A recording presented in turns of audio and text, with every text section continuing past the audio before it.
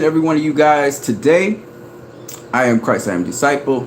This is a stream that is sort of spontaneous, so I don't expect everybody to be here on this stream, but I do expect you guys to get the information, and this is the important, the information. So I want to talk to you guys about this, the fate of DC Studios, the fate of DC, and why I want to talk about this is because it was going through my mind. These are all propositions. These are all speculation, really, on my part, really, of where DC may go. But as always, because I can't have you guys on here as guests, but because I am here, you can engage in the chat area. If you want to donate to my channel after this video, you can donate via PayPal. I'll put it in the comment section, maybe sometime later tonight. So maybe you see it, maybe you don't. But anyway, let's get into it. So the format is this. It's very simple. I start off with a piece of scripture and then I just buzz right into it. So let's get into it. So Jesus asked, while celebrating with the groom, someday he will be taken away from them and they will fast. Because people was asking him, they were asking Jesus, hey man, why are you not fasting right now? And he said, well, do wedding guests fast while celebrating with the groom? No. Someday, though, the groom will be taken away from them, and then they will fast. Then Jesus gave them this illustration. Now, in Jewish culture, for those of you who don't know, when you have a wedding, people celebrate. So they celebrate with you, bride and groom. They're having a wedding ceremony. You're not going to be fasting then. That's a time of joyous celebration. So you eat. That's why he said that. But Jesus gave this illustration. So once the groom and the bride are not around anymore, then you can fast. All right. Then Jesus gave them this illustration. No one tears a piece of cloth from a new garment and uses it to patch an old garment. Do you hear what I just said? I'll repeat myself. No one tears a piece of cloth from a new garment and uses it to patch an old garment. For then the new garment would be torn, and the patch wouldn't even match the old garment. So you're going to take this new garment, you're going to tear out a piece from it. It's torn now. You can't use the new garment anymore, right? And you're going to patch up that old garment with this new patch. And guess what? It don't match up with the old garment. Why? Because it's new. It ain't stretched like the old garment. So, it going to pull on the old garment. Might even tear the old garment. And no one puts new wine into old wineskins. I mean, you put new wine, and when they talk about wine, they're talking about wine, fermented grapes, right? What happens when something ferments? It expands, right? So it then goes on to say, the new wine will burst the old skins, spilling wine and ruining the skins. Make sense? Because if you take an old skin, like back in the day, they used to keep wine in skins. The reason was being, the skin had enzymes and stuff in it, and in addition, skin of an animal, by the way. And so the digestive enzymes would break down the wine and the bacteria in the skin. It would break down the wine, cause it to ferment, and cause it to form into wine. Okay?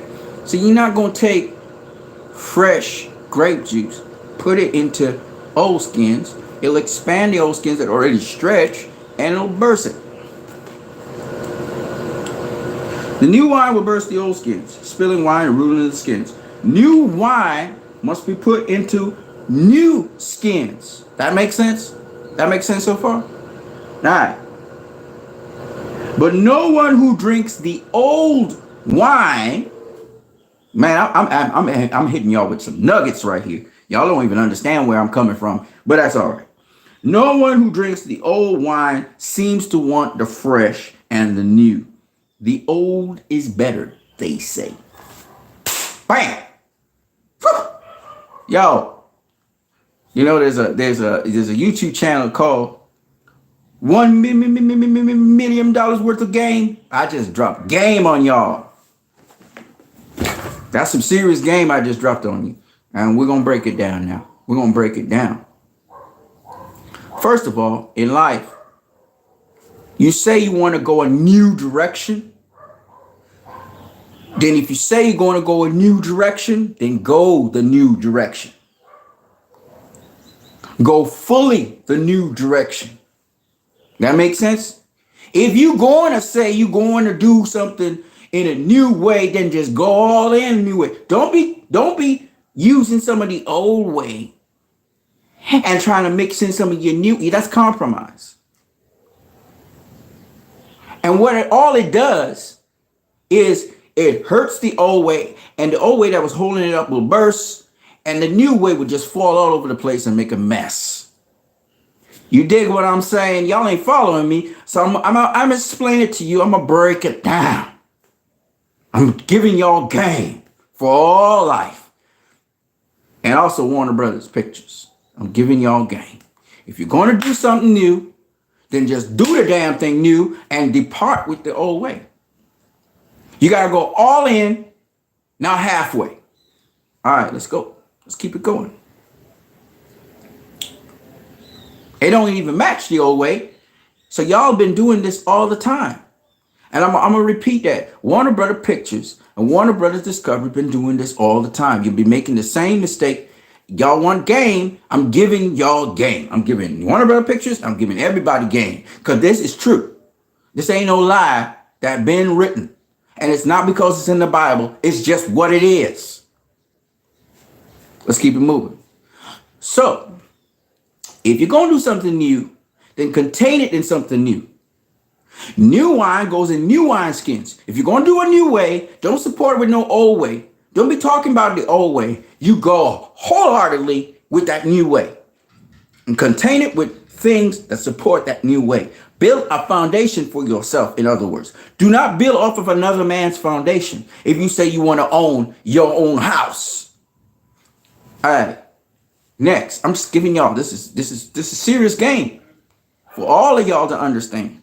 Because there's a lot of people out here that they steal other people's ideas.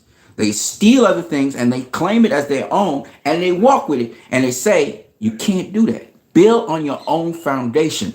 Build your own way. Don't be half-hashing things. And there's a lot of people out here that do that. I'm going to continue.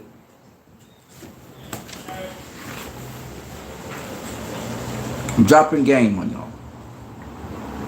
2. He said,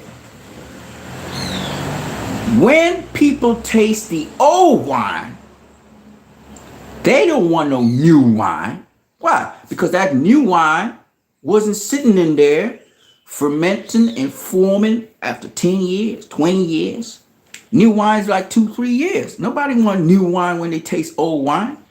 Ain't nobody want new wine when they taste old wine. Ain't nobody want new wine when they taste old wine. I just dropped some game. Y'all know what it is.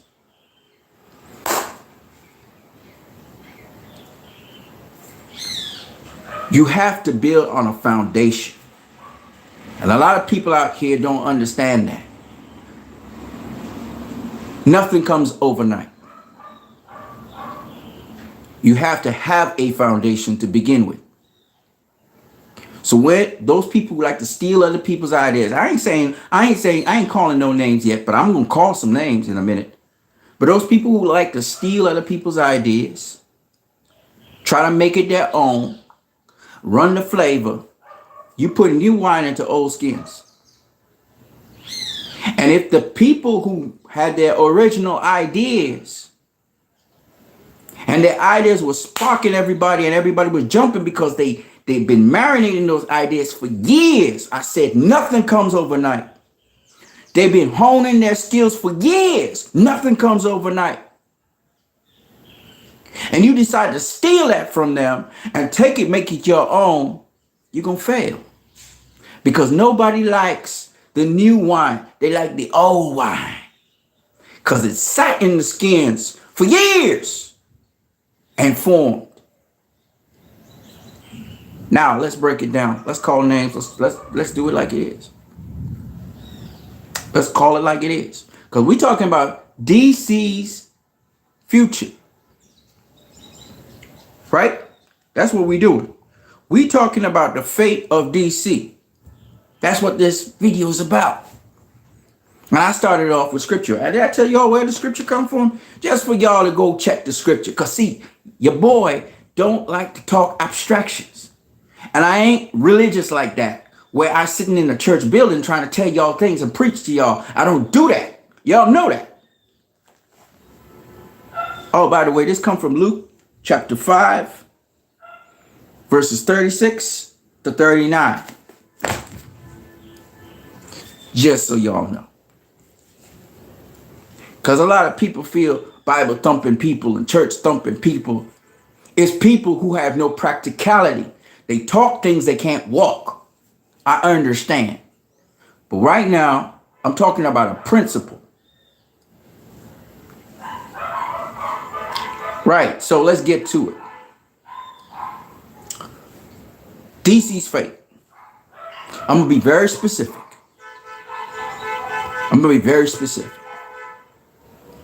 Everything is built on a foundation.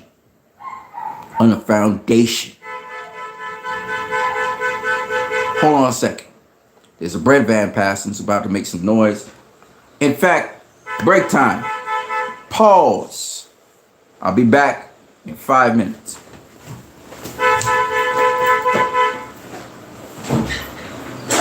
Roberta, come here. A little tea.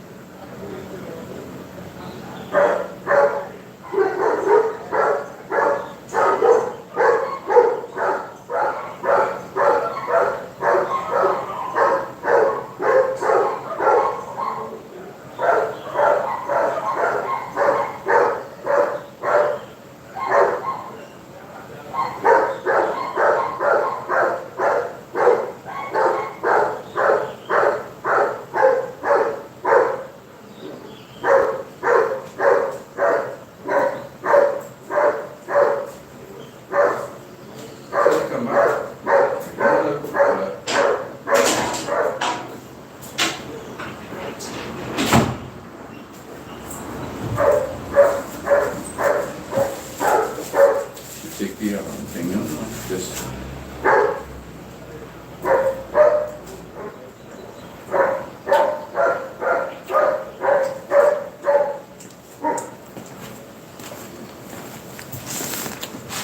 Okay.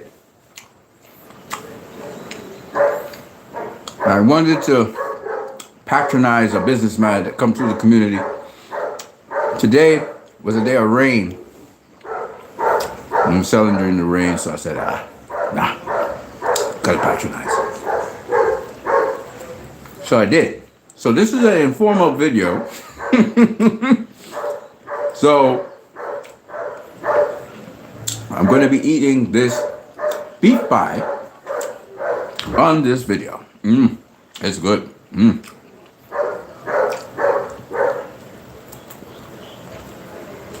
Came back to what I was saying. Specifically.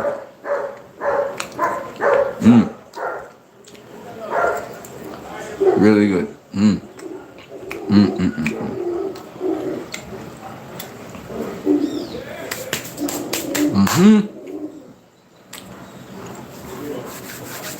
All right. Specifically, I just want to emphasize a foundation is necessary for you to build off something. Now, if you steal another man's place or property and you start building off of his foundation, it is not the same as you building off a foundation you set yourself. Okay? Because you don't know the intricacies of what he did when he put his foundation down. The foundation for the DCEU was set by Zack Snyder. But you must understand it wasn't just Zack. It was also David Goyer and Christopher Nolan. Christopher Nolan wanted Zack Snyder to direct Man of Steel and move forward because he believed that Zack Snyder was the guy who could create and develop a universe. He said he was more versed in these fantastical things, and he had seen his work. He'd seen Watchmen, 300, even Sucker Punch. I was a guy who, and he realized Zack Snyder could bring a certain degree of realism and weight to a story, while at the same time, like how he did with the Dark Knight series, while at the same time bringing in fantastical elements, so that even though the world is more or less like our own and it's realistically grounded, the people with exceptional abilities, whether it's super speed or it's very strong or whatever, those people with the fantastical elements would fit into a world like that. Because you have to understand what David Goyer was going for and what Christopher Nolan was going for. Excuse me while I get another pie. So I know I'm kind of breaking it up, but just bear with me a second.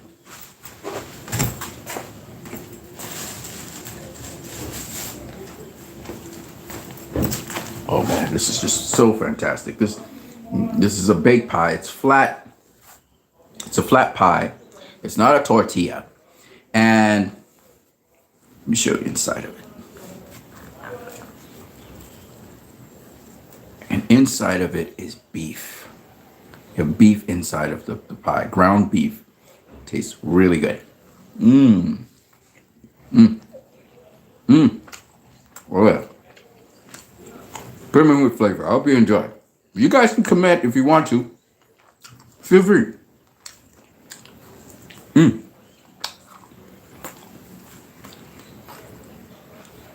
I don't usually eat oily food, but even my mouth full. Okay. So, for you guys to understand what I'm saying, the world was built and constructed to be a world somewhat like ours. It's a grounded world, yet at the same time, you have these fantastical elements. That was the foundation that DC and the DC universe and the DC extended universe, as we used to call it, was to be built on.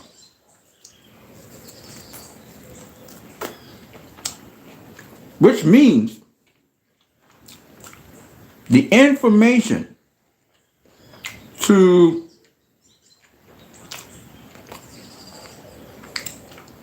tell the stories needed to be continuous in the sense of the world. It needed to be passed on continuously. So if you look at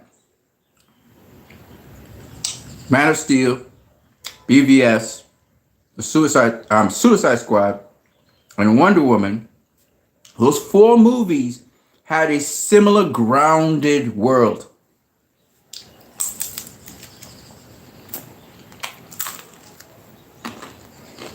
The directors operated in that. You got humor, a little bit of humor in Wonder Woman. Even though Jeff Johns and John Berg became in charge after BVS for DC Films, at the time it was called, and I believe they are primarily responsible, not John Berg, but Jeff Johns, for hijacking David Ayer's movie and making it more of a comedy. I believe Jeff Johns had something to do with that, swaying the executives.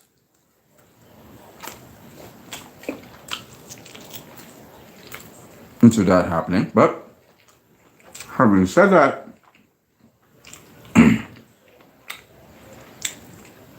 the world was grounded. It was a similar world to what you saw in BVS and in Man of Steel. Please pardon me for eating. I know this could be annoying. But this tastes so good. You have no idea. Now,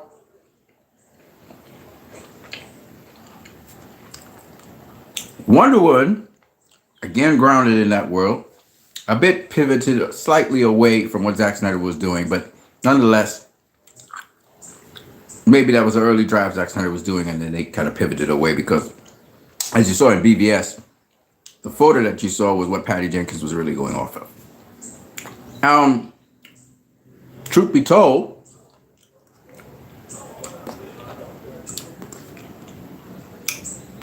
Wonder Woman was also in that world. Now, where that world started to change, where things started to fall apart, was where Justice League 2017 was hijacked from Zack Snyder. The world that you saw was not the world that you saw in those 4 movies.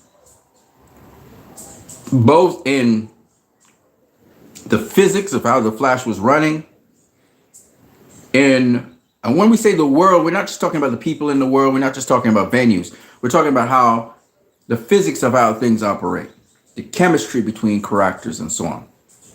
And the way how Joss Whedon, and it was even shot in a different camera. So the whole thing felt different. And you could tell it was somewhat of a Frankenstein of a movie. Patched here and patched there, taking the new, what Jeff Johns and they wanted to do, and patching the old. The difference between, and even with David Ayer's Suicide Squad, they patched it up in spots and they rearranged it, right? But for the most part, they used David Ayer's material. They didn't have another director come in there and mess it up. It was just re-edited differently. However, with Zack Snyder's Justice League, they brought another director in, and he was patching up and patching up and patching up and patching up and patching up the movie. And what did the scripture say? What did Luke 5, 36 to 39 say? You can't take new wine and put it in old wineskins. You can't take new cloth and try and patch old cloth. It just don't work. It don't work. You have to have a foundation for that to work. Why Joss Whedon was so successful with his Avenger movies was because he was building off of a universe. You understand the principle now? Where what he had to offer filled in with that. There was a new thing the MCU was doing. They weren't doing cinema per se. They were doing more of a theme park ride, but he fit in with that, right? The moral of the story was one simple little moral that they built around, and then they had the theme park ride. So you have all this excitement and kick up and all of that, but really the movie's just a casual thing. You know, the moral of the story is one little moral of the story. It's not necessarily novel, and Avengers worked because Kevin Feige and Company Limited had built up Iron Man. Kevin Feige and Company had built up Captain America. So now we can put all these characters around them, and we can build in the vein of the world that we have. That's not the case with Justice League 2017. This guy came in with his own vision, with his own direction. He wasn't coming to knit up and finish up what Zack was doing. No, he came with new stuff and decided we're going to reshoot new stuff because Jeff Johns, who I got so much information on this guy now. Jeff Johns brought him in, and Jeff Johns encouraged him to do that. And if you see any lack of continuity in the DCEU and the DCU, it's because of Jeff Johns. That's the dude who decided he was going to put new wine in old wineskins. He was the guy that's supposed to heal DC. He's supposed to be the savior of DC. Well, this savior of DC was destroying it because he was trying to put new wine into old wineskin.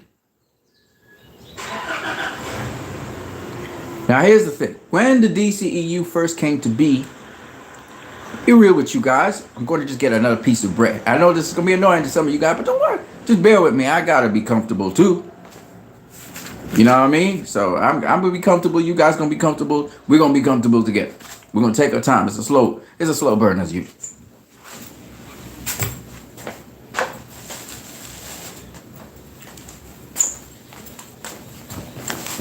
If you want, you can watch this after the stream.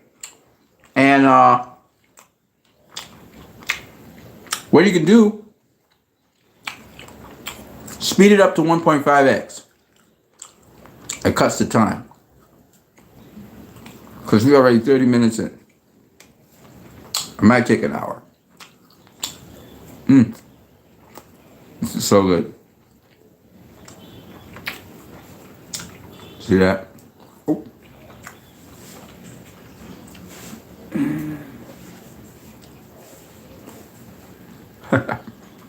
Lost and found, my brother from another mother. Jesus all day, baby. Jesus all day.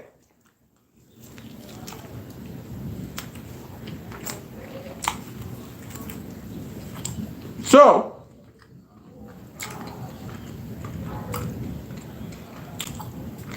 Jeff Johns brought in Joss Whedon.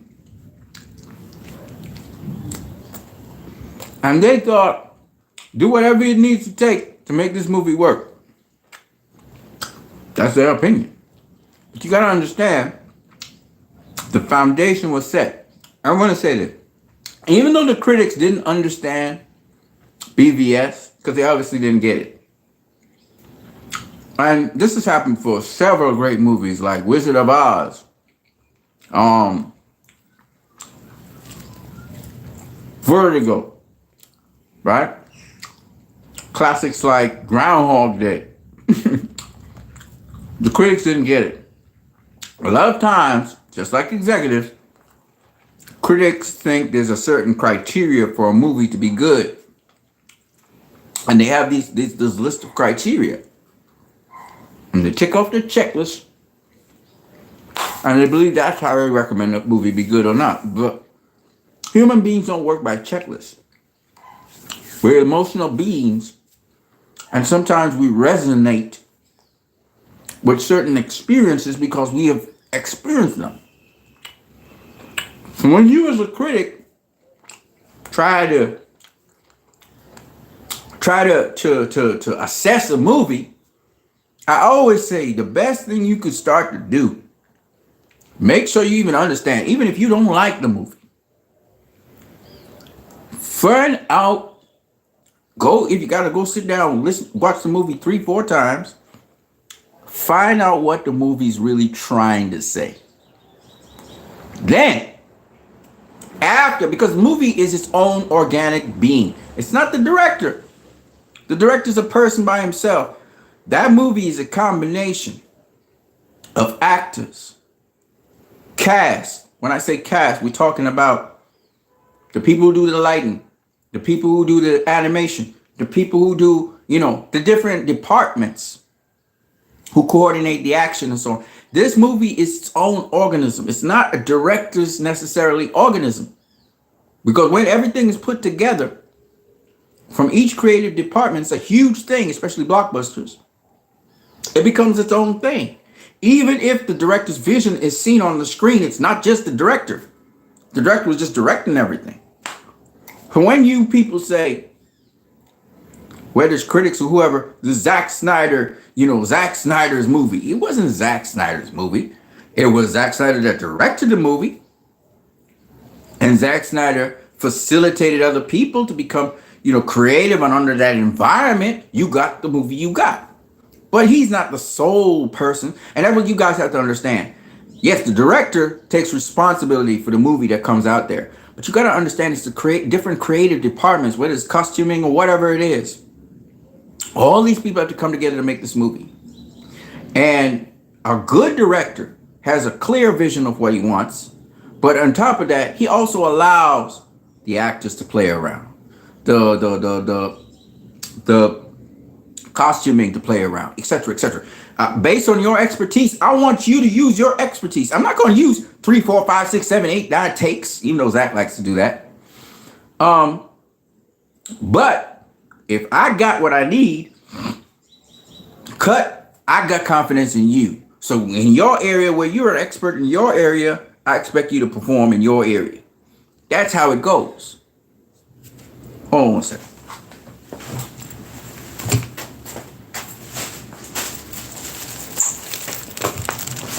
What I'm saying to you guys is, I gotta eat this thing. I had 4 of them. I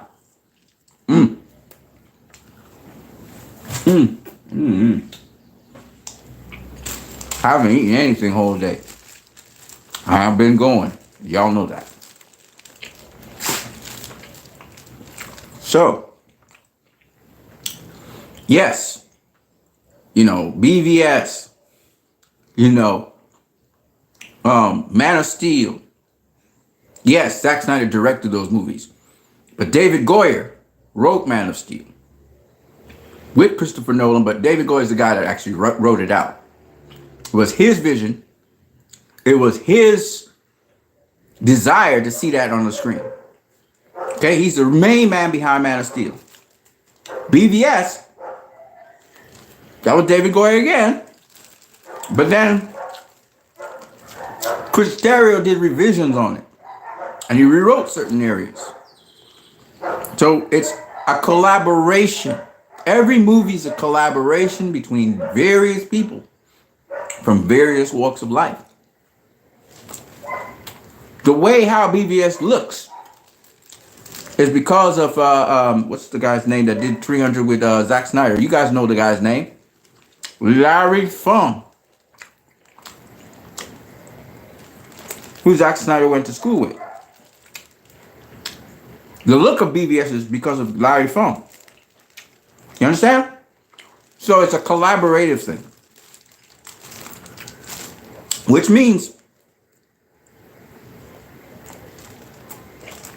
it takes time. It takes a foundation. It takes work for everybody to be on the same page. And when you go, like Jeff Johns did with Justice League 2017, when you go in there, and after all these years of putting the movie together and everything, because they shot BVS in 2014, but it came out in 2016. It was supposed to come out in 2015. And they were planning for this movie since 2013, after Man of Steel. Zack Snyder had an idea where he wanted Superman to go, because he knew they were trying to build a universe. So it took a while for this. You're going to do, in 6 months, you're going to have Joss Whedon reshoot the whole thing. Think about what happened. Within 6 months, you got Joss Whedon. He just come with a fly-by-night idea. And this is all be shortening up, tightening up, shortening up, tightening up, shortening up, tighter. Something that took Justice League they started filming Justice League in 2015 because they had finished BVS in 2015. So they started shooting Justice League in 2015, and they were doing part 1, part 2. So a movie that took about 2 years and some to come to fruition. You're going to just fly by night, bring a director in there, and just let him patch it up. Of course, it's going to look cheap. Of course, it's going to look terrible. You got VFX trying to do things at last minute. The VFX, you got them working hard trying to get things put together. Of course, it's going to look terrible. Right? Because you didn't build on your own foundation. If you was going to do that, you might as well have started with Joss Whedon. But here's the problem. People would have been so they would have been so they would have been delusional. They would have become delusional because they would have been like, what the hell is going on? Because you can't just take another director who doesn't know the flow of things, doesn't have the background, doesn't have the ground framework, and just come and do something totally new. Unless you was just going to say, well, we're just going to do a complete and utter reboot on this character. Hold on a second there, people. That's Mr. Mike.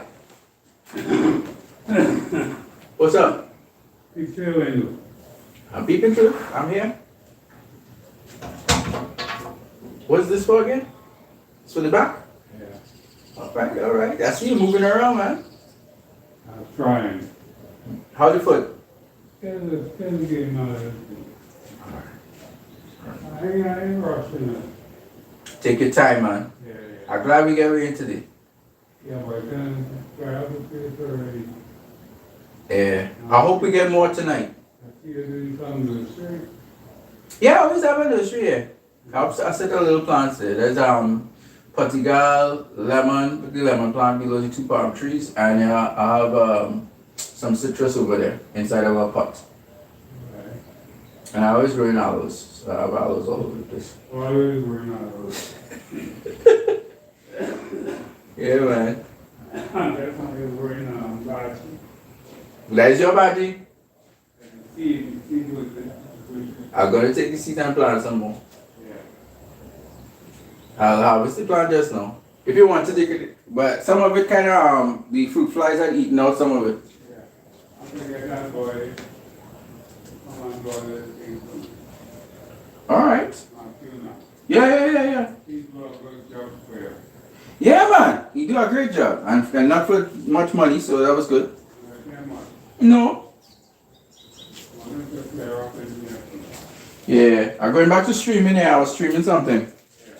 All right.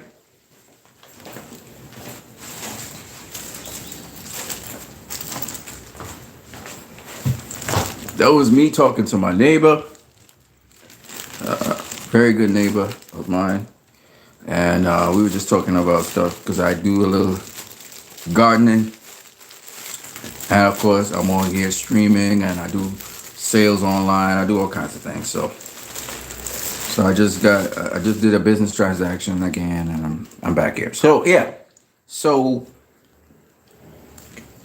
and this is a coconut drop. Okay, so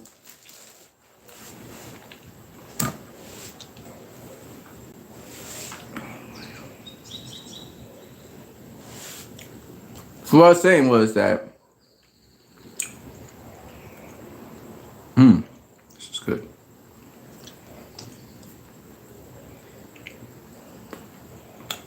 There's a significant difference between how Joss Whedon approaches the movie versus how Zack approaches the movie. And when he tried to, and his approach didn't fit in with how the world was established.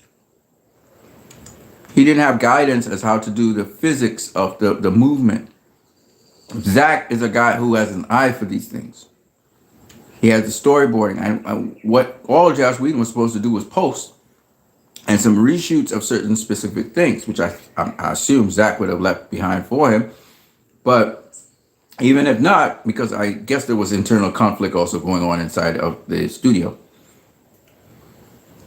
with of course Jeff Johns enabling Whedon to contest things that Zack was doing, and other executives backing Jeff Johns. So, and Greg Silverman was gone. I don't know what John Berg was doing. So, in the end, they took Zack Snyder's somber but inspirational movie and made it into a comedy. The same thing they did to Suicide Squad, David Ayer's movie. And the same thing they have been doing to several movies after.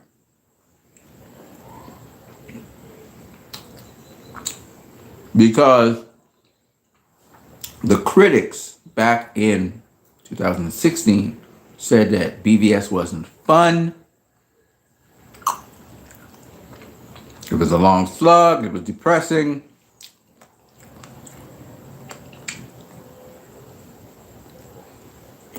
This was said because they were influenced by Marvel, as well as Jeff Johns' little hand in that.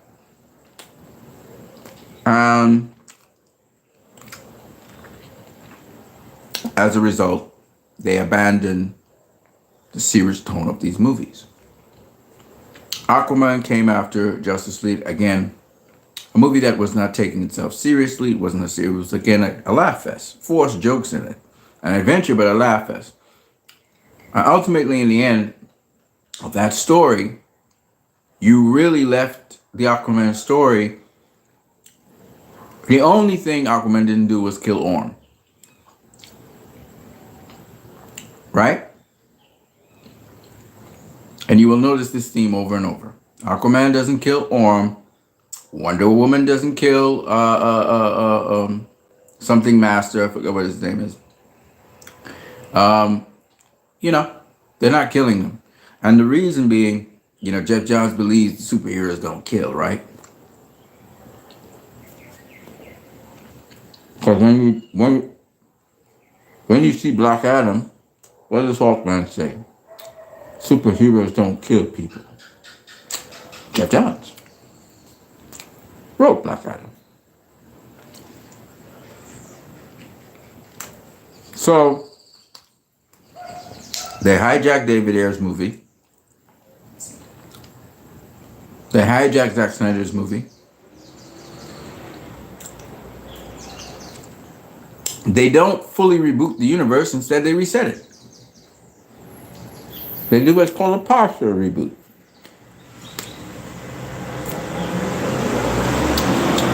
Starts with Justice League 2017.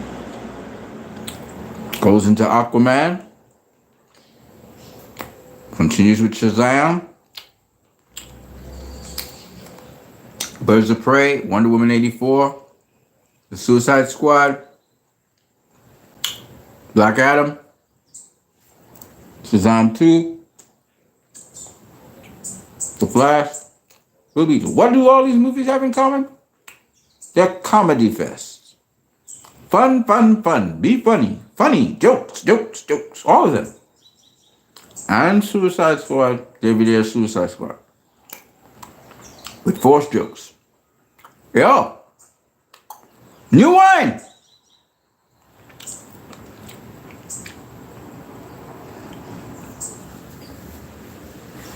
New wine, but in old wineskins.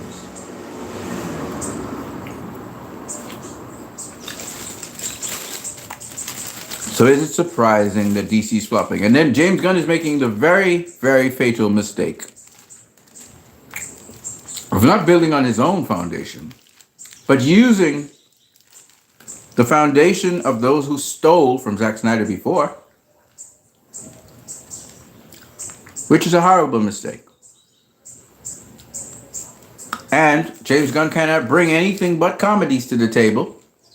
He's trying to bring across Marvel to DC, which is just a sacrilegious heresy.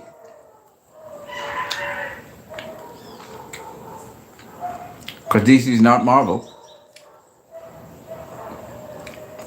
Anytime DC has tried to make movies which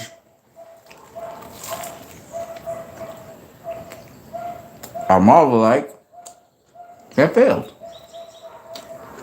Because the foundation was set for DC. That's why The Dark Knight and Batman Begins was so successful. People were lashing back at the fact that you had Batman and Robin.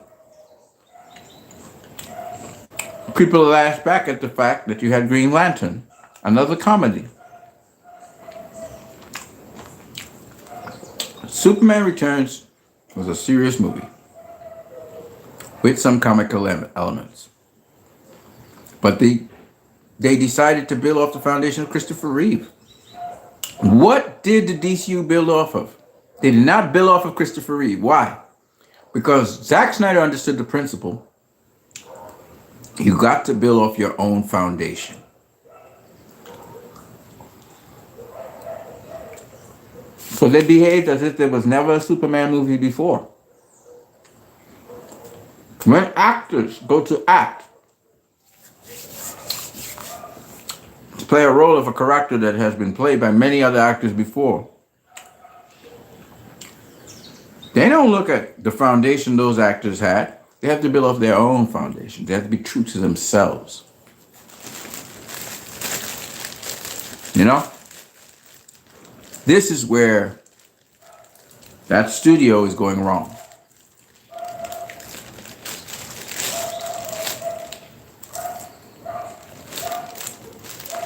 They want to mention Zack Snyder and everything to get the clout so they can get their movie successful. But at the same time, they don't want Zack Snyder in there. The problem is, there are a handful of actors that can visually do what Zack Snyder is able to do with the superheroes he's dealing with. and the pictures and the movies he puts out. There's a handful.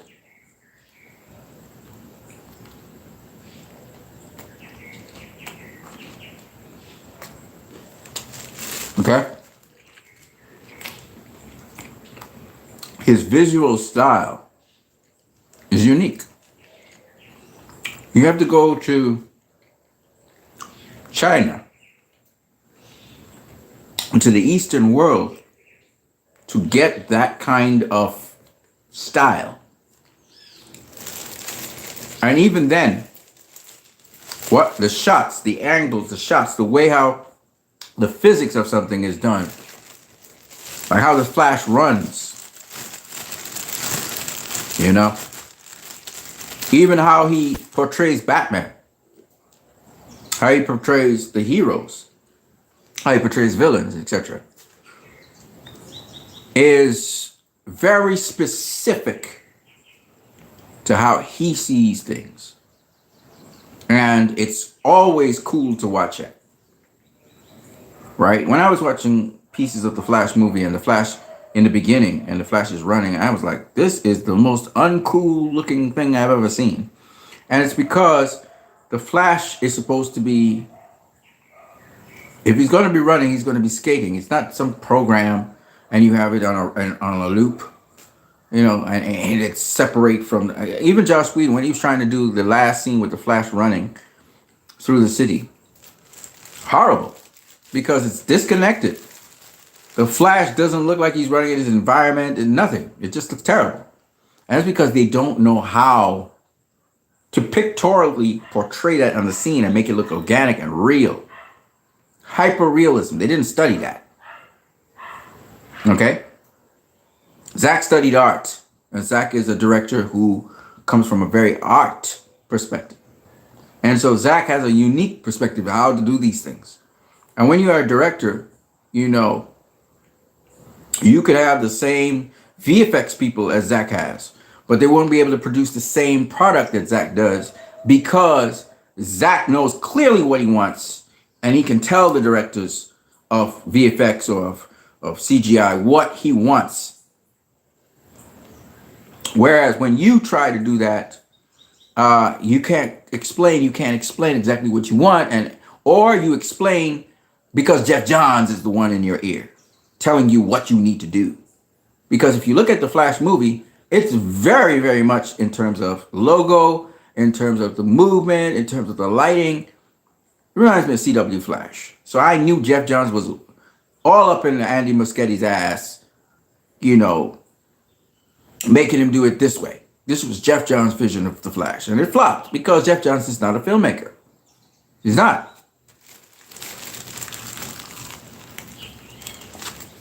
Okay? He's not. That's not his thing. He's a comic book writer. But he thought because he makes comic books and he can create images and stills, you can convey that message to somebody else. No, you can't. That's a professional director. He knows how to communicate his art that's on a page in keyframes to the people clearly so they understand. He knows how to communicate his art to actors clearly so they can understand.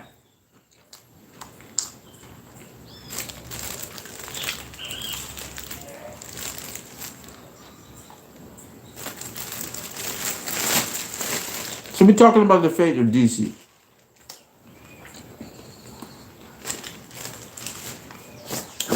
And I'm giving you an explanation before I go into what I speculate will happen. So, Andy Muschietti should have done like Patty Jenkins and worked closely with Zack Snyder to be able to portray what he wanted to portray on the screen successfully. If not Zack Snyder, DJ or one of those VFX people, maybe even work with the stunt coordinators, some of the stunt coordinators on Zack's stunt team, Zack lent him, because that's what Zack was doing with Patty Jenkins. Right? In the Flash movie, do you remember any memorable scene that the Flash had in that movie? No.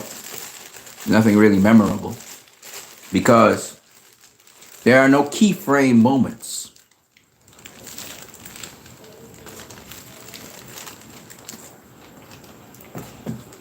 Patty Jenkins, when she was working with Zack Snyder, had a keyframe moment. Y'all know what it is. The No Man's Land scene. BVS keyframe moment. Well, a couple. But the one everybody remembers is the Batman warehouse scene. Keyframe moment of Man of Steel. Y'all know it. The Smallville scene. Right?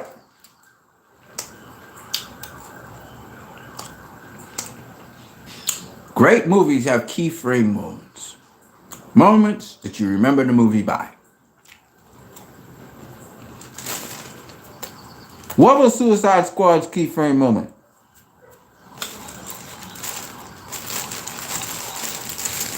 You don't remember. I'm not talking about this Suicide Squad. I'll get to that later.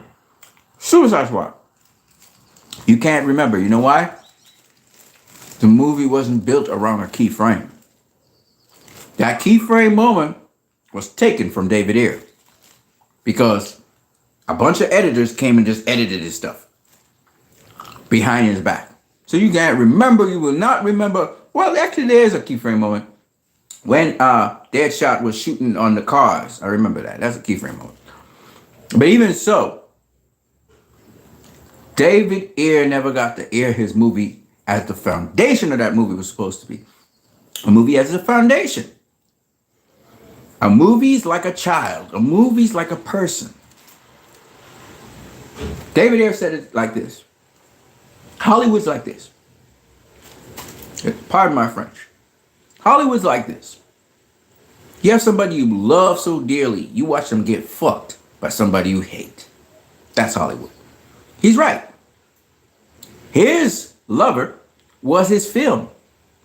Suicide Squad. He loved that film. He put his heart, his emotion, his soul, the whole squad, everybody, dedication, sacrifice for months. For a year and something. He'd been working hard at this movie. For a studio at the last minute to fuck it. And he said someone you hate. So you know he hated that regime that was there with Jeff Johns. He hates those guys. They fucked him and his movie.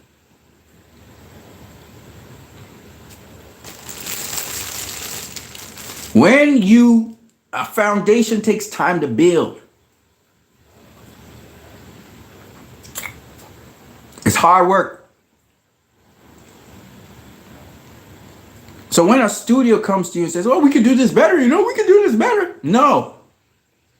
To do it better means you might as well break the whole house down. Break my house down. Start your own house. Start your own house from your own foundation. Don't come building on mine.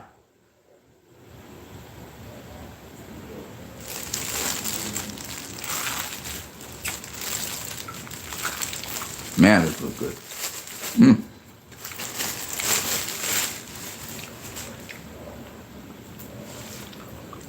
So Jeff Johns stole, and notice I'm saying Jeff Johns stole. He stole Suicide Squad from David Ayer. I blame Jeff Johns primarily because I know the executives will say, oh, but they don't know nothing about nothing. Jeff Johns know a little something. Why is it the people who know least want to have the most say? And David Ayer, like a good team member, he's like, oh, all right.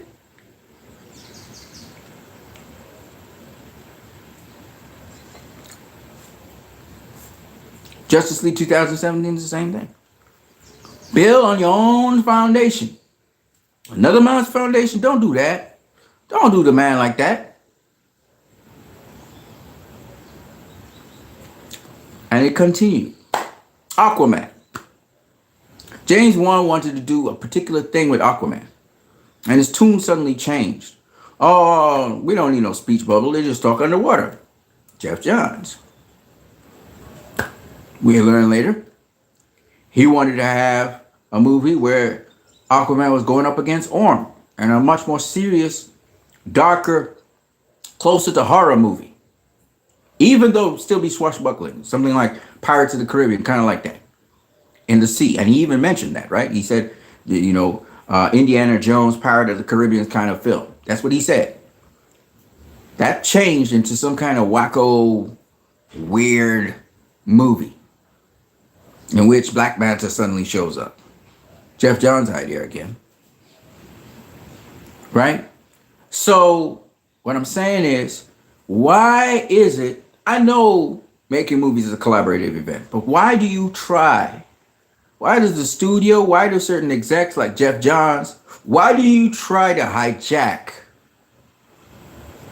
Why do you try to hijack a director's vision? Why is it that you want to push a director in a certain direction? Of course, when this was all going on, these rewrites, because Aquaman had rewrites. After Zack Snyder moved out the scene in 2017, they got Zack Snyder out the way, because Zack Snyder was still there with James Wan, talking with him and trying to help him out. But once they got Zack Snyder out the way, Jeff Johns took over. And that's when James Wan, all of a sudden, he was going to light and magic. He wasn't using Weta. And all of a sudden, a lot of things changed with Aquaman. And so Jeff Johns thought he succeeded when Aquaman made $1 billion. Not understanding that there was a lot of people calling for Restore the Snyderverse that supported that movie because Jason Momoa supported Restore the Snyderverse. James Wan was also big in Asia, and he had some good action scenes. But what's the punchline of Aquaman? Somebody tell me. We know what it is. It's forgiveness, right? He didn't do to Orm what Orm was willing to do to him. But what else? What else is true? What else is the punchline? Our movie's a whole bunch of nothing. It's entertaining, but you ain't different after you leave.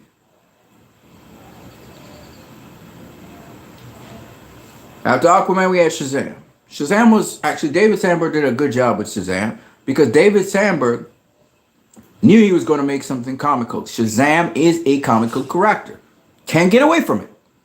He's funny, right? It's a little boy in a big man's body. He's going to be funny, right? And he began Shazam really well because the kid who was playing the Billy Batson, excellent actor. Excellent actor. Zachary Levi, who played Shazam, kind of, to me, over dramatized and overplayed certain things.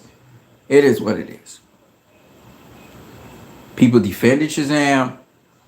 I said, I thought it was a box office failure, but it wasn't. They shifted. Now they were doing something different.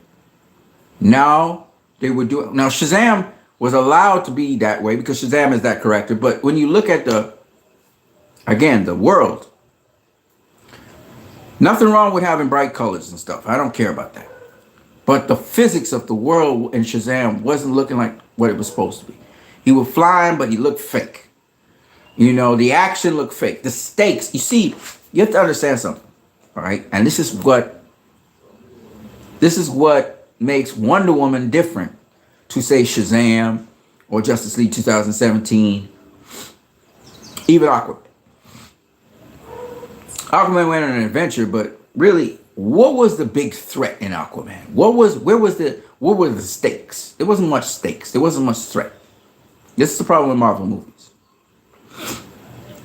When you ground a world in the real world where the physics of things and everything is grounded, now the supernatural, which we are now pitching to you, can be natural. It can look natural. The supernatural doesn't seem like this lofty thing so far away from it. And also the vulnerability of the heroes, the indestructiveness of the heroes. Suddenly, the indestructiveness decreases and the vulnerability increases. When you were looking at Batman v Superman, you at some point were thinking in your head, Batman's going to kill Superman. Looks like he's going to kill. Batman's a human being. Superman's a superpower being, almost indestructible, right? But all of a sudden, Superman looked vulnerable. And you believed it because the world in which that movie happened was real, was very much like our own. In Wonder Woman, when we were looking at Wonder Woman, when she was fighting Ludendorff, you felt Ludendorff could beat this woman. He's matching her, even though both of them were superpowered, right? Because it's grounded in reality. Even though Wonder Woman was much more fantastical than, say, Man of Steel or BVS, right? Less fantastical than the Suicide Squad. Suicide Squad 2016, but you still felt that stake, like, oh, something could happen to Wonder Woman. She's not just invulnerable. We saw her even fighting the soldiers, and she got knocked out at a certain point, right? They knocked her out. And even though she was strong, she picked up tanks, threw tanks and shit. She wasn't invulnerable to bullets. She had to block them, right? So you got that stake where she could get harmed, she could get hurt, she could get killed. And it would be really gutsy to kill her in the first movie. So you didn't really feel all that way, but you're impressed with what she could do, and yet at the same time you knew she could get hurt. Now, you need to have a world that's grounded when you set the foundation. And if you had set the DCEU with a foundation where it was fantastical, where, you know, you started to get people to believe certain things, and then you can just go off and be fantastical all the way, that's different. That's like Marvel. Marvel did that. They started with a kind of semi-grounded movie in Iron Man, and then they went pure fantastical because they had you believe that his suit could just automatically come around him. That was the fantastical element they got you to believe, and from there they could take Iron Man and do whatever they want. But when you have a grounded world in which 3, 4, 5 movies have come through that grounded world, to go fantastical from there is a big leap. You have to gradually get people to believe. So, for example, Aquaman, why James Wan could pull it off is because it's a sea movie. They're not really dealing with the land too much. And when he did deal with the land, the fantastical elements that happened in the land area, people believed because, you know, these things were bulky and strong, so they just busting through buildings and shit like that. Even though they bust through buildings, but they're not falling through the floor for some reason. And so you believe that rooftop scene that you saw, you know? And then because these guys, you saw how fantastically strong they were in the sea, you believed it. And even the intro where Aquaman was doing this thing and beating up people inside the submarine, you believed it, right? So, and Aquaman was building off of the Aquaman from Justice League 2017. Even though, you know, this Aquaman went home to his father and the other one was swimming the seas and we don't know where he was going. Well, apparently he was going to see his father. But they said, you know, they was trying to build the Aquaman off of Zack Snyder Justice League. That's what Jason Momoa was saying. I don't know how true that is. Probably they kept that and James Wan was trying to emphasize on that. But I don't know. But what I could tell you is that Aquaman movie that we saw was James Wan. James Wan takes credit for it, so it was his stuff. But it obviously was not in the same tone and in the same environment, because when you see Zack Snyder's Justice League and you see the environment that Aquaman was in Zack Snyder's Justice League versus the environment that you see in Aquaman, it's two different things. The world is different, the physics is different, etc. So they did not continue with that. Mr. Jeff Johns, with his incredible insight into movies, decided to change up everything. And that's why James Wan ended up with Light and Magic and all this stuff, and he broke the continuity. James Wan broke the continuity. And you have to build off the foundation. And he decided to steal what was there and make it his own. And you can't do that. It doesn't work. Like I said, Luke chapter 5, 36 to 39 tells you. You can't take new wine and put it in old wine skins. You can't decide, this is where we want to go, and you're not building a foundation for it. You're trying to steal off of another man's foundation. It doesn't work. It just doesn't work. Okay? All right. So these flops that we're seeing here is because there is no foundation. All of this jokey, laugh, want to be like Marvel movies, they're going to all flop, including James Wan stuff. If he doesn't say, okay, we're going to just start the DCU all over, fresh take, new Superman. We're doing something. We're not using none of the characters from the past. We're going to start fresh. And this is the way our DC is going to be. That's new wine in a new bottle. Okay? That's new wine in a new bottle. Here's the thing, though. People tasted the old wine. They tasted of Zack Snyder. So here's the problem. They tasted of Zack Snyder. They tasted of superhero movies grounded in a reality versus superheroes that are going to be in a fantastical reality that has jokes and stuff. They tasted of the old wine. So the new wine, which is now, okay, we're going to make it officially ours now. It's going to have to contend with the old wine because people like the old wine. Geoff Johns has been bullying people to try to get his way. He wants a DC Marvel crossover. He wants Disney to buy DC. Impossible because Warner Brothers is still making money off of the Batman. Warner Brothers is still making money off the Joker movies. And Warner Brothers right now, Warner Brothers Pictures particularly, has been doing well outside of DC. They've been doing well. Made $1.2 billion in profit so far for this year. Barbie pushed them, and then they got two movies at the end of this year. We know Aquaman's not going to make no money, but we know that they got another movie. Warner Bros. Has another big hit to come out at the end of this year. Forgot what the name of the movie is. It'll come to me. But they're doing a remake of an old movie. Actually, I could go look it up for you guys.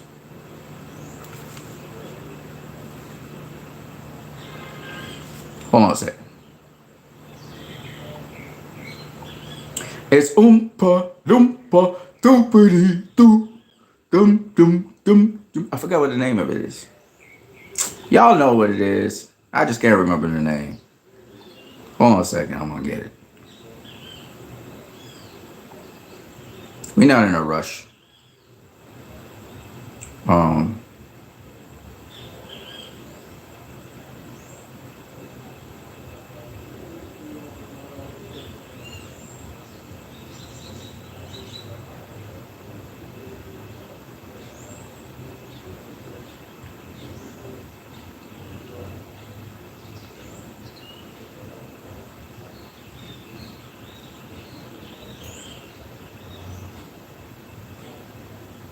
You know me with the slow burn.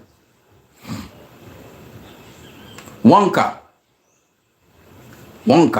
Yeah, Wonka is coming at the end of this year. It's actually coming out in December. It's coming out Christmas Day. So, I believe they also have House Party. I think House Party came already. House Party came out already. Yeah, it came out already. Came out, it was the first flop of 2023. Right, so Wonka is what they got going on there.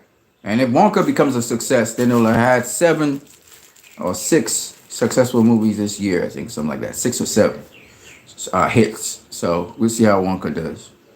But suffice it to say that Warner Brothers Pictures is doing all right. DC is doing terrible. And this is why. So the future of DC, first of all, I don't think that Warner Brothers Pictures will sell their DCU or any DC IP to anybody because they got enough money to do that. So the future of DC is with Warner Brothers, not with Universal and all those kind of things. The Sandman was sold off. Some Batman IPs were sold off to the different companies, or leased, shall I say. They leased them. But to say that, for example, they may lease maybe a property or something to the MCU, the way how DC is right now, it's like a bottomless pit. It's just sucking the life out of everything. So let's say Disney, because this is where Geoff Johns want to go anyway. Disney was to buy 1 or 2 IPs of DC. Or share the IP like they did with Sony. To boost up the IP, right?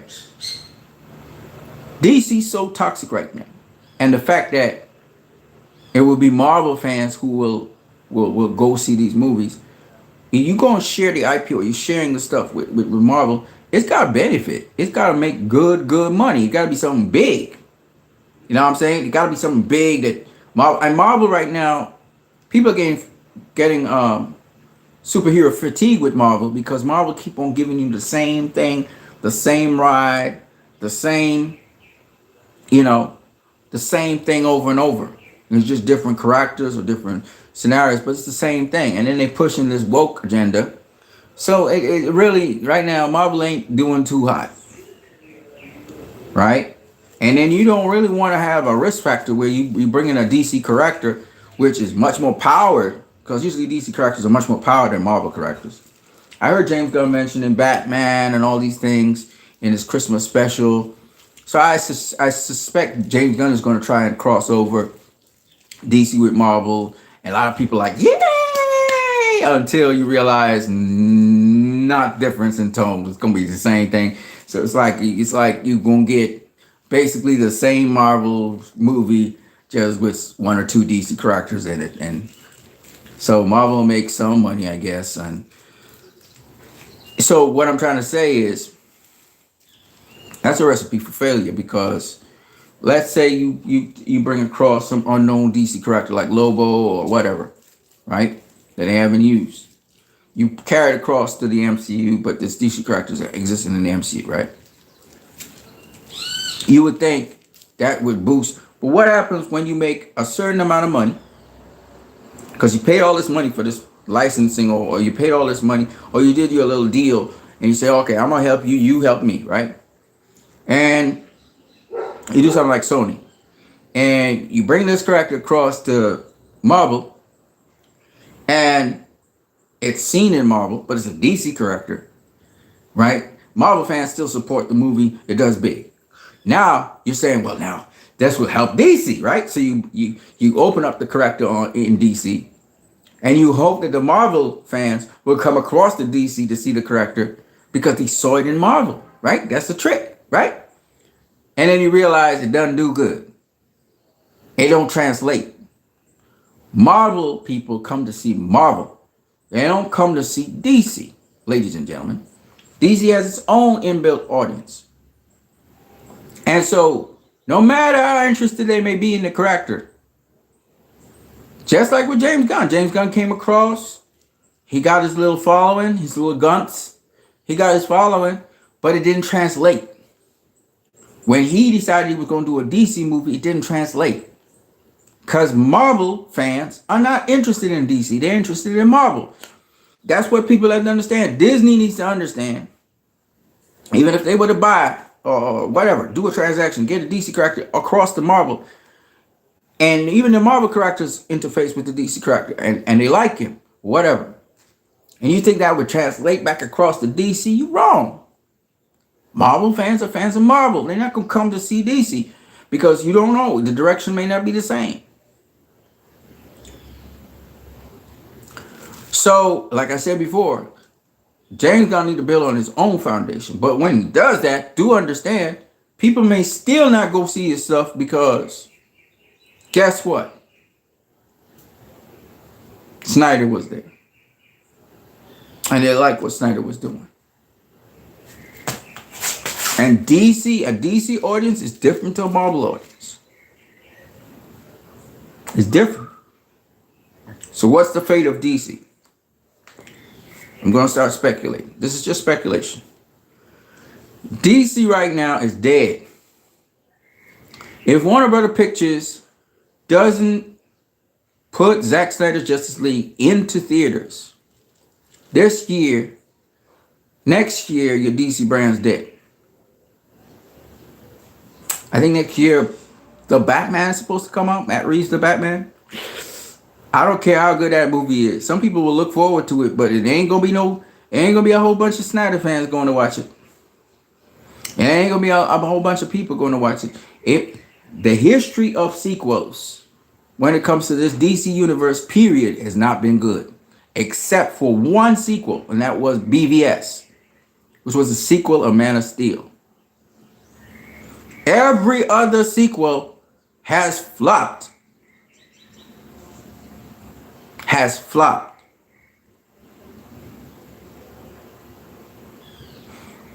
So, Matt Reeves, Todd Phillips, heads up, just letting you know, better come good or go home. But when it comes to the DC universe, it's dead. Dead. Has no life in it. It's just draining the company of money.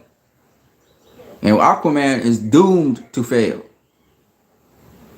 After James Wan had tremendous success with the first Aquaman movie, the second one's doomed to fail.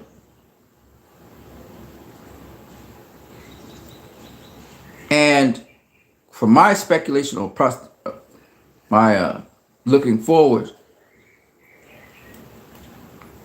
James Gunn's he's doomed to fail too. Doomed to fail too. They didn't go about the thing the right way. And so DC as we know it, if the Snyderverse is not restored, it's gonna die. And it may have, at least it'll be dead for the next 7-8 years. Might put out a DC movie here and there. Maybe Joker or some. They might put out something.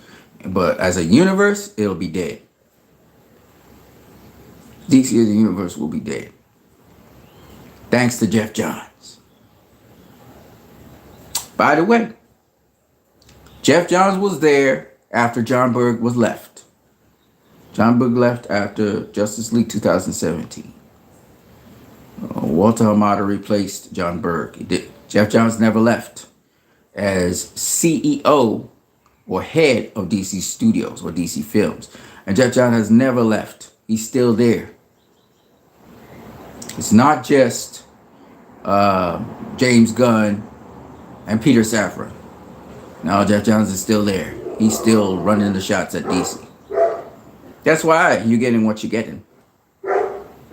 Let's talk about his flops. Green Lantern, Superman Returns, Justice League 2017, Birds of Prey. He's head of DC all in. Wonder Woman 84, head of DC and writer for Wonder Woman 84. The Suicide Squad. Yeah, he's head of DC then. Black Adam, writer and head of DC. James Gunn comes on the scene with Peter Safran. He's still there. That's right. Still calling the shots too. Shazam 2 flops. The Flash flops. Blue Beetle flops. And Aquaman will flop because he writes for Aquaman. Yes.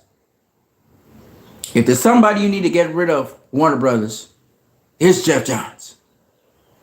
Get rid of him. And everything will come into place. Get rid of him. He's the one common denominator with all these flops and these failures. Oh, I almost forgot. In addition, fire James Gunn. Now, when it comes to Peter Safran, y'all will always see me have a soft spot for him somewhat.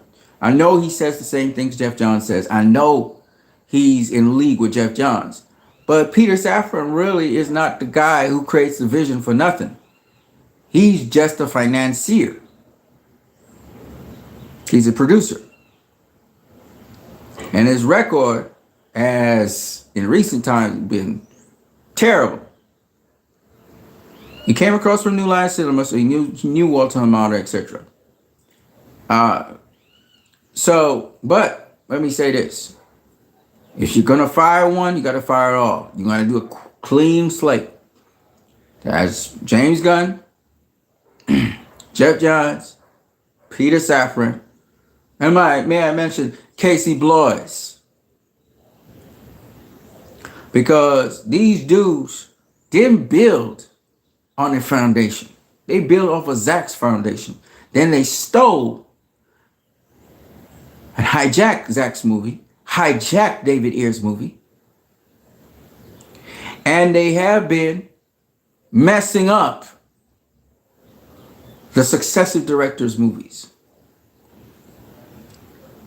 Kathy Yang, Patty Jenkins,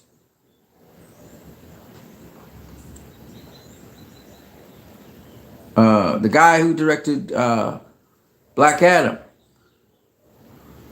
David Sandberg.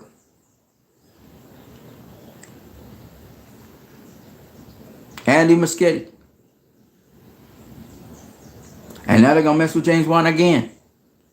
And they're going to mess up their movies. Because they want the movies to go a certain way. They're not building on their own foundation, y'all. They want to piggyback off of what Zack did. Piggyback off his name. They want to say the Snyderverse is close, coming to an end, but you're going to take characters from the Snyderverse, supposedly Snyderverse, or supposedly DCEU. So James Gunn's going to take all his characters from there, from his movie, and we're going to carry them across. And maybe one or two from the DCEU.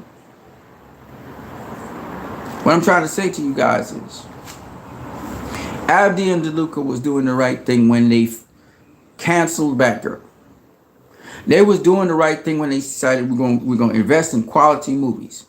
Of all of those DCEU disasters, the best quality movie I saw out of all of them would be Black Adam. Black Adam actually was much more serious, still action-packed, actually had some story behind it. You could tell there was some executive notes and they dialed back on a whole bunch of stuff. But in the end, Black Adam is probably the best of all those flops. You could see potential in each of the movies. You could see where the director wanted to go with Birds of Prey. You could see what Patty Jenkins was pushing for in Wonder Woman 84. You could see what... I ain't going to talk about James Gunn movie because that was crap. You could see what Andy Muschietti wanted to do with The Flash. It's a crappy movie. It's shit. But I'm just saying. And Blue Beetle is what it is. Lost and Found says, I really like Black Adam. Because Black Adam reminds you of the Snyderverse, doesn't it? It reminds you of the Snyderverse. They certain things like in their slow motion and stuff that they needed to work on. But you could tell Dwayne "The Rock" Johnson wanted to... He and Zack Snyder would have done very well. Because he would have gotten to do the movie he wanted to do. And he would have had leeway. And Black Adam would have been rated R. I'm telling you, man, it would have been rated R. You know, I could tell he really... They messed up by not putting a Snyder Superman in the post-cut scene. Yeah. I mean, from what I heard, Dwayne said that Black Adam was supposed to be even more violent. Like, they had to cut out a lot of stuff for the MPAA rating. And it was going to be funny in spots, but it was going to be real gritty. It was going to be real gritty, you know? And again, a lot of minorities were in there. A lot of people from, different backgrounds were in that movie. Egypt was featured. It had a lot good to it. It's just that, Jeff Johns and Walter Hamada. You can't steal things from other people. You could tell Jeff Johns was stealing ideas from. That's why he didn't want Zack Snyder's Justice League to come out. That's why he didn't want Zack Snyder. To this day, he doesn't want Zack Snyder to put a Green Lantern in his Zack Snyder Justice League. He didn't want Darkseid in there because he wanted to steal the idea and he wanted to go and make it so he could get the praise. He could get the love and all that shit, And what he actually did, trying to build off another man's foundation is he just made crappy stuff. He makes crappy stuff because he's not a filmmaker. So you can go steal ideas and give to Kevin Feige. You can go steal ideas and put in your movies. But you can't execute those ideas like Zack Snyder can. You don't have that authenticity because it was Zack Snyder's own. He's the one that made the drawings. He's the one that took years and years to put it together. When you try to steal David Ayer's cut of Suicide Squad, you're always going to come up short. Why? Because it was David Ayer that put in the work. put in the hard work, created his ideas, crafted the story he wanted to craft. As a writer, relentlessly put in all his heart and soul into what he was writing. And then people want to say James Gunn's better than David Ayer. No. You can't say that. James Gunn did what he did. He poured his heart and soul in his own way into his movie. I'm not going to disrespect James Gunn and his writing skills and stuff. I'm not going to. That was his movie. He lived and died by what he had. His movie didn't have any compromise. He got to do rated R. He got Warner Brothers allowed him to do everything he wanted because he was Captain Marvel, right? He the man who made Marvel. He's as marvelous as you can get. So he came with all his Marvel glory and splendor, and what happened in the movie? It flopped because ain't nobody in DC vibe with that. Nobody want to rock with that. That's the best of James Gunn. That's what James Gunn do. He gave himself to DC, shared what he had, and didn't work. Right? David Ayer wants to share what he has with the audience. He wants to have that opportunity. I'm going to speak to Warner Brothers Pictures if they ever see this video. It's a long, drawn-out video, so I don't know if they'll ever find it. But I want to say to them this. If you want to be authentic and you want to build off of a real foundation, then bring back the guy that was building the foundation, that had the foundation. Let him build off of that. And then let him impart to the directors, as he did with Patty Jenkins, his expertise and help shape the movie how the director would want it shaped. Patty missed the second unit of Zack Snyder when it came to the stunt work and visual effects for Wonder Woman 84. They would have done wonders for her. She would have gotten the actualization of that movie would have vastly improved just by having that team, that unit, to storytell. Because the story still has some work to do on it as well, but it would have vastly improved that movie. And when it comes to the set of directors that have been wronged, Cathy Yan, because her name's been dragged in the mud because of Birds of Prey. She's a great director. I said Patty Jenkins is a great director. I say James Wan's a great director. All these people are great directors. But you got to understand, when a studio is giving you notes to do X, Y, and Z, you have to check off checklists because they're trying to please critics and please the naysayers who are loudmouths, but you don't get no money from the naysayers. The naysayers who've been talking negative against, the Snyderverse and against Zack Snyder and against his fans, calling us cultists and stuff. Guess what? When it comes to showing up in the movies to show that Zack Snyder is really not the thing, show up in the movies to show that we are Snyder cultists and we're just a minority and we just they don't show up. They don't show up. But they'll be on if you put a post up, they're going to be underneath your post, chirping away. They're going to like everything that's negative. But when it comes to supporting what they believe in, they come up short. Why? Because their hate is not built on a foundation.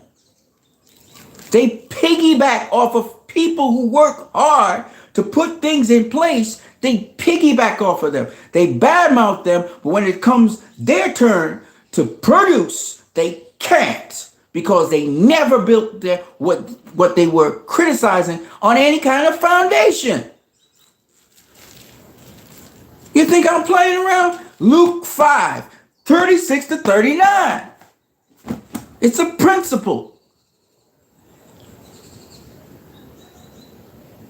See, people get caught up in the man Jesus Christ. What about the spirit of Jesus Christ? What about the spirit of Christ? Because the spirit of Christ operates on principle. There is order in God. Nature has principles it governs by.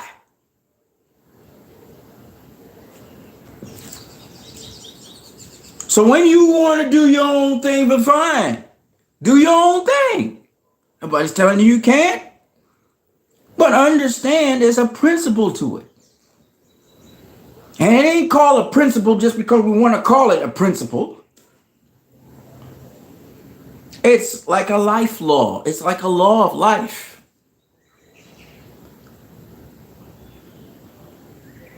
A man who earns his own way, who stands on his own 2 feet and earns honestly his own way, will always benefit over a man who has to take handouts from someone, whether he's stealing it from them or whether he's begging them for it.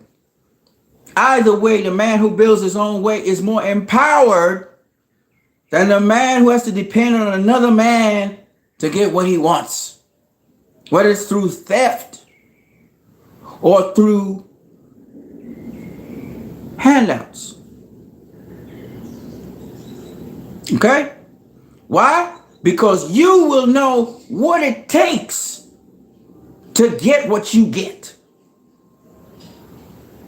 And if you did it once with this 2 hands, you could do it again. That's why Zack Snyder, he world building across the Netflix. He's doing Rebel Moon. He doing the Deadverse. He doing Gods. Got 3 sets of projects going on simultaneously. Because that's what he does. He did it over and over again. He's used to doing it. No matter what people say about him. But the guy, the square peg in the round hole, Jeff Johns, he don't know how to do it because he never trained to do it, first of all. You just write comics. You write comics. That's what you do. You don't even illustrate. You write comics. The illustration, you have to couple up with an illustrator. You're a writer. You're not a director. You're not a cruise person. You're not a coordinator. So why are you trying to be a director? Why are you trying to do what a director does?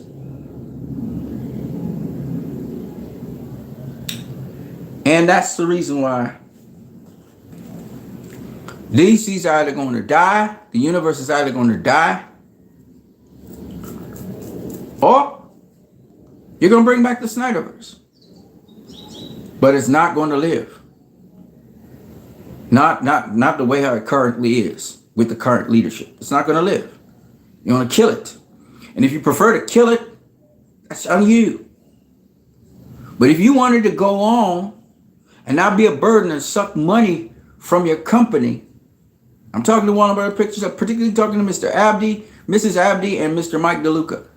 If you want Warner Brothers Pictures to actually get back profit, I'm going to give you all guys some stats. Give me my phone here. I'm going to give you guys some stats.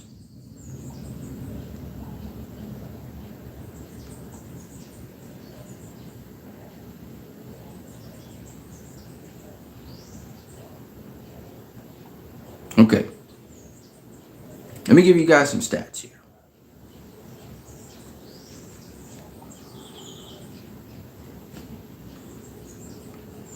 At the end of 2000, at the beginning of 2017, DC had, I don't know if you can see this. DC had, oh, okay. DC had 4 movies. So you had Man of Steel, Batman v Superman, Suicide Squad, and then you had Wonder Woman. That's the Snyderverse. Beyond that is not the Snyderverse. Even though James Wan made a movie, we don't consider the Snyderverse, even though he was under Zack Snyder. Well, what I would say is, let me put it this way. Zack Snyder was removed in 2017. So all the movies where Zack Snyder was present and around were Man of Steel, Batman v Superman, The Suicide Squad, and Wonder Woman. After that, he was gone, right? Those movies grossed this amount of profit $1.045 billion. And that's profit. I'm not talking gross.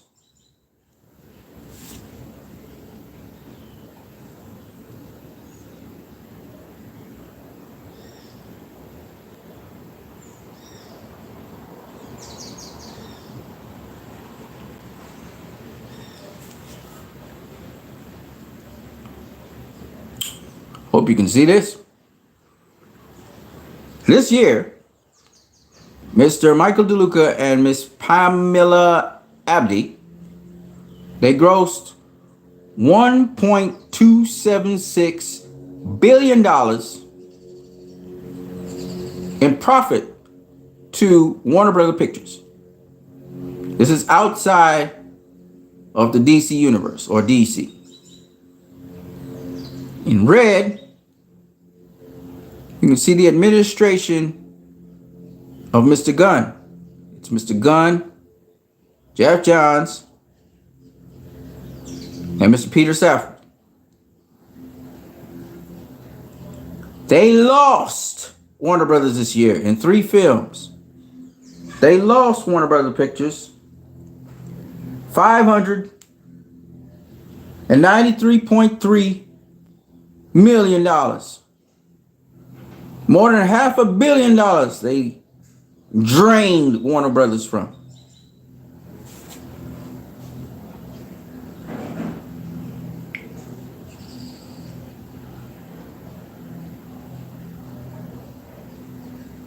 As a result, Warner Brothers Pictures, instead of making $1.2 billion profit, with DC, they made $682.7 million profit. Hopefully, at the end of this year, they will still be in the profit column. Hopefully, Wonka will do well, and they'll have to cut their losses with Aquaman. But it doesn't have to be that way. And so I propose, like I said, I speculate that DC will be a dead brand, at least in terms of a universe, before even James Gunn can do a Superman movie. Now, the DCU, as James Gunn is saying, is going to happen in 2025. But with this strike, you never know what can happen. And if the strike keeps on going on, then you'll have indie films which will be able to hire people because they will abide by SAG-AFTRA's rules. But you won't have major companies like Netflix and Warner Bros. Pictures making feature films because they won't be able to find the talent or the people who are not under SAG-AFTRA who will be willing to do work, which means you'll have an indefinite delay of production in these big companies, Disney, Warner Brothers Pictures, etc. And they're trying to get AI to replace the actors that are there to do the work for them. So they're hiring a lot of artificial intelligence programmers and so on. I want to say that there are still some current ongoing projects that need to be completed. And quite frankly, if these companies intend to go about the way that they're doing and not even use human labor anymore, they're going to go out of business. Because the human experience is a very important one that we all share. We're not interested in automated stuff. Now, with respect to the future of DC in terms of DC movies, we have the Batman that's still being in production, and that looks like it might be delayed till God knows when. It might not come out in 2024 because I don't know if they're finished shooting. And then the Joker movie, that may be delayed as well. So if no DC movies come out in 2024 and get pushed back, obviously James Gunn's Superman movie can't happen right now. That might be pushed back to 2026 or 2027. You're talking about no DC Nothing. It's just dead between then and now. So that leaves the door open for certain things. This is why Restore the Snyderverse may be the best outcome. You have a completed movie in Zack Snyder's Justice League that can be used. This year, Dune has been pushed back to 2024, March 16, 2024, instead of November the 3rd. Fill the slot with Zack Snyder's Justice League. Put it in theaters. What do you have to lose? Nothing. Put it in theaters and let's see. Put it in an IMAX, which is just designed for IMAX. There's a slot there for IMAX and somebody might try and come pick it up. The only other competition in that month is going to be The Marvels, and The Marvels is not going to take up all airtime. So that means you could share the IMAX times in the day with Zack Snyder's Justice League and The Marvels. And then you could have maybe 2 shows of Zack Snyder's Justice League and IMAX per day. You have your Marvels thing, which is the priority. And then you have in theaters, maybe a showing or 2 showings of Zack Snyder's Justice League per theater. And you let it run and see what it does. Because here's the thing. The cost is about $238 million to have made both movies, which would be Justice League 2017 and Zack Snyder's Justice League. So if you want to eliminate that debt, you can put Zack Snyder's Justice League in cinemas. I do believe, and IMAX, I do believe that movie will kill. I think that movie will kill. If you put it in the theaters, in my opinion, because of the demand for it, the fact that it never went into theaters officially and IMAX, that movie will kill. That movie, I see the movie still running all of March next year. It will run in theaters. It'll be killing it. It'll be killing it in theaters. I could see that happening because it's a very in-demand movie. A lot of people will just go to see it because they're curious, who never saw it before. A lot of people want to see it on the biggest possible screen possible because it's such a fantastic movie. As Christopher Nolan said so correctly, and your guys kind of advertised it on Twitter, he said, if a movie gets your interest and is interesting, and you get dialed into it or absorbed into it, it don't matter time. It don't matter what time it is because you're invested. Now, if you're not invested into the movie, yeah, it's gonna be long as hell because you're not invested in it. But if the movie sucks you in, it don't mean nothing. Time don't mean nothing. You know what I'm saying? So that is what I got to say about this. The future of DC, the fate of DC is really in the hands of Warner Brother Pictures. And this is a dicey time to be, trying to pussyfoot around and keep certain people who are not being productive. James Gunn, 3 movies, 3 flops.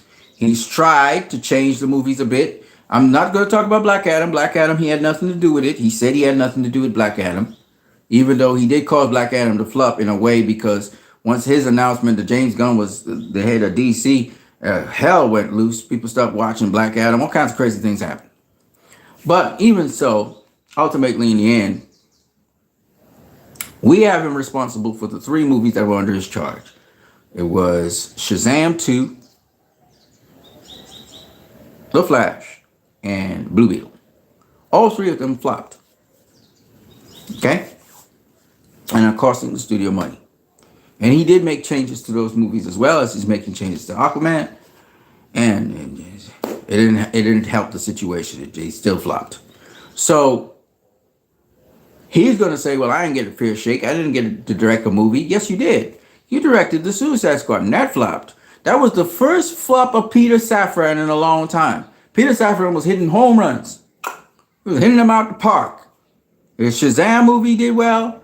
The Aquaman movie did well. He was hitting the movies out the park until your movie, The Suicide Squad. And why did he think you needed to co-head DC with him? I don't know. The proof was in the pudding. Maybe he was looking at the Guardians of the Galaxy movies and saying, this guy can do it. Look how successful he was with Marvel. But what they don't understand is the foundation of Marvel suits James Gunn. The foundation of DC does not suit James Gunn. James Gunn came into a DC where the studio pivoted and they got a blink of success with Aquaman and they got a blink of success with Shazam, but Shazam is given to that without really properly modeling the world and building off the world that was there already. And so he came a couple flops down the road and he thought he could just do his thing and try and link up with Zack Snyder, but talking about Superman or something, and it would work. And it did not work. Because he is not compatible with this DC. That's why he said, well, we're going to do a reboot, but you're going to use your characters and stuff in your DC. Okay. But there's still old wine there. Y'all, you can't get rid of the old wine. So, and that's the problem. Because even when you try to double down, or we're going to try and be like Marvel now, we're going to Marvelize DC, it don't work. The audience is not there for that. And that's what's the problem. So even when you build on your own foundation, as the scripture said, the scripture said, I'm sorry, but I try to laugh a little bit. I'm going to laugh. He says, but no one drinks the old wine. Who drinks the old wine seems to want the fresh and new. The old is better, they say. It's what it is. I am Christ, I am disciple, and I hope you guys have a blessed day. It was a blessing just sharing this with you guys. So the future of DC without the Snyderverse is kind of rough. I don't think you can have a universe without the Snyderverse. You can't. And it's sad because that's, and you know what? The thing is, here's the funny thing about this whole thing. If they had allowed the Snyderverse to run the way how it was going, they would have gotten the humor and everything out of it. They would have got the characters in the right direction, and they would have had them grounded in such a way that it would have had its own special feel to it. And then they could have done whatever they wanted with it, just like how Marvel was trying to do with their stuff.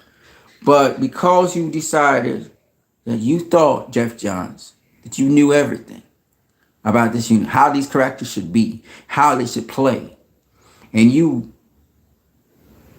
poisoned everybody's mind against the guy that built the foundation. You tried to hijack the house from him, Mr. Jeff Johns. Because of that, we are where we are. Now, you need to go. Just leave. You can do your comics or whatever, but you should never touch another DC project. You're there for advice. That's it. With respect to Mr. James Gunn, bro, you a square peg in a round hole. This is not the fit for you. This is Marvel worked well with you. Kevin Feige's a genius. I'm not gonna lie. Kevin Feige's a genius, and Kevin Feige knows not to mess with this because this is not something he can work with. And Warner Brothers Pictures and Warner Brothers Discovery, you thought you were gonna cut costs, have cheaper movies, to make money off of, like what Marvel does. That model don't work. You got to put in the work to get quality. And sad to say, Zack Snyder, he's putting out quality movies on Netflix and he's doing it for cheap now. He figured out a way to do it and still maintain that integrity. Y'all guys need to go check Zack Snyder. Y'all need to go check that dude, or just forget about a universe and just do single solo movies. And if they get sequels, they get sequels. It's one of the two. If you don't like Zack Snyder that much and you don't want to go back to him, because the thing is, people got used to Zack Snyder stuff. Even the critics started to get used to Zack Snyder stuff. Started to realize what this guy is doing. He was ahead of his time. He's always been ahead of his time. He's never been appreciated in his time, but this is nothing new. Do you know that Mr. George Lucas, the man who came up with Star Wars, was bashed by critics? Bashed. When his first movie came out, they trashed him. It still made a lot of money, but they trashed him. Because critics can only go by what they've been taught. They have a limited view on appreciation of movies. It resonated. His Star Wars resonated with so many people. Made a ton of money. And he was able to do his sequel. The sequel wasn't received as much. It was controversial. Just like BVS. It's controversial. Now it's a classic to this day. The Empire Strikes Back. Everybody like to talk about it. That's after the fact. It was a controversial movie in its time. But you have, if you want to really make something that's a classic that will last, you have to put out something that's worth it. That makes people think, introspect. Say, hey, that's true about my life. You know what the best comedy is? Comedy that makes you reflect. You're laughing, but you're like, oh, that is true. And makes you, it's transformative. Comedy that makes you think and say, but you know, I do those things. That's not good. Or make you see another thing that you never noticed before. It's not one of those whimsical, oh yeah, I never realized that about superhero movies. Not one of them superfluous, where you being snarky and funny, but that's not like that. I'm talking introspective, makes you think about yourself, makes you think, wow, I didn't realize that's the person I am. And I conform to these things when I should really be questioning it. That's the humor that's transformative. Dave Chappelle comes to mind. Transformative humor. Anyways, man, you know me. I'm Christ I Am Disciple. I spent a lot of y'all time, going on 2 hours now. I wish you guys a blessed day. I always try to contribute something that's worth your while. Similarly, I will say to each and every one of you, build on your own foundation. Don't try to steal other people's ideas. Don't try to wheel and deal, snake and slith and slide. Don't do that. It don't pay in the end. You may get wealth. You may get all kinds of things. But in the end, it affects your psyche and conscience. Even if you burn it, it'll still affect you. You ought to get ill. Sometimes you cheer and suffer for it because they practice what you've been doing and then they get burned because you're setting the wrong example to them. Don't do that. Live a life where you are as straight and honest with people as possible and work on your own merits with your own two hands to build what you want to build. Don't do like this dude, Jeff Johns. Right now, I see him. He got gray hairs and stuff, and he don't look like the happiest guy in the world. Because he tried to build on another man's foundation. He tried to take from others and fulfill his vision, his destiny, be selfish. He felt he's the guy. He built the CW. He built the DC Online. But they're all gone now. Because it can't stay. It wasn't built on a sure foundation. It was built on stealing other people's ideas to look good. I'm going to catch you guys later. I am Christ I Am Disciple. You guys have a good day now. Peace.